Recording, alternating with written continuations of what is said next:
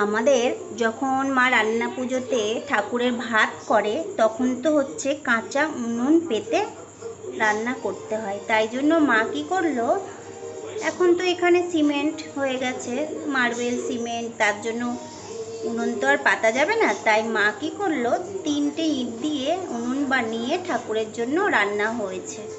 তো দেখো এই যে আমাদের মা মনসা, তো ওই যে দেখতে পাচ্ছ কলা পাতা ঢাকা, ওগুলো সব ঠাকুরের জন্য তুলে রাখা হয়েছে। আর এই দেখো এই যে মা মনসা, ঠিক আছে। তো মা মনসার এই যে এই পদ্ম পাতাতেই মা ঠাকুরকে ভাত দিতে হয় আমাদের।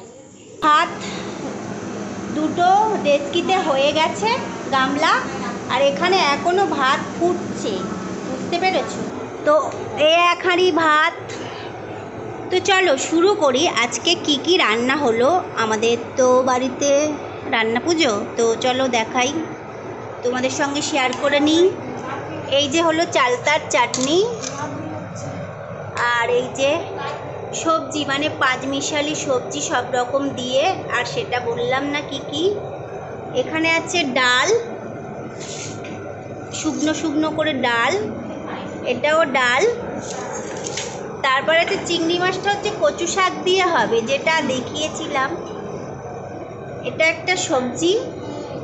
আর নারকেলের এই যে দেখতে পাচ্ছ ঝুরু ঝুরু করা নারকেল নাড়ু হবে।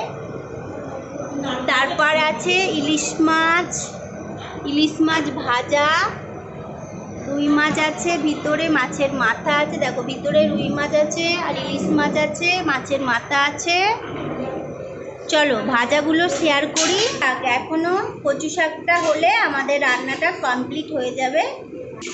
এই দেখো আলু ভাজা, আর এটা হচ্ছে চিচিঙ্গে ভাজা, আলু ভাজা, চিচিঙ্গে ভাজা, ভেন্ডি ভাজা, কলা ভাজা, বরবটি ভাজা, পটল ভাজা,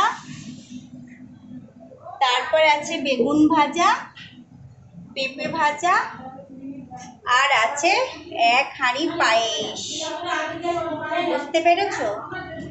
তো কচু শাক তো কাটা হয়েছিল, কচু শাকটা ধোয়া হচ্ছে, কারণ কাটার সময় প্রচণ্ড পরিমাণে হাত চুলকাতো বলে প্লাস্টিক বেঁধে নিয়েছিলাম। তো দেখো বন্ধুরা, আমাদের রান্না এখন এই পর্যন্ত, এখনো চলছে রান্না। আমাদের রান্না বান্না সব কেমন হয়েছে অবশ্যই তোমরা কমেন্ট করবে, ঠিক আছে? প্রত্যেক বছরে তো রান্না পুজোয় এত এত সব রান্না হয়। তো বন্ধুরা টাটা, সবাই ভালো থেকো। আমার ছোট্ট ভিডিওটা দেখে কেমন লাগবে তোমরা সবাই কমেন্ট করে জানাবে। তো টাটা।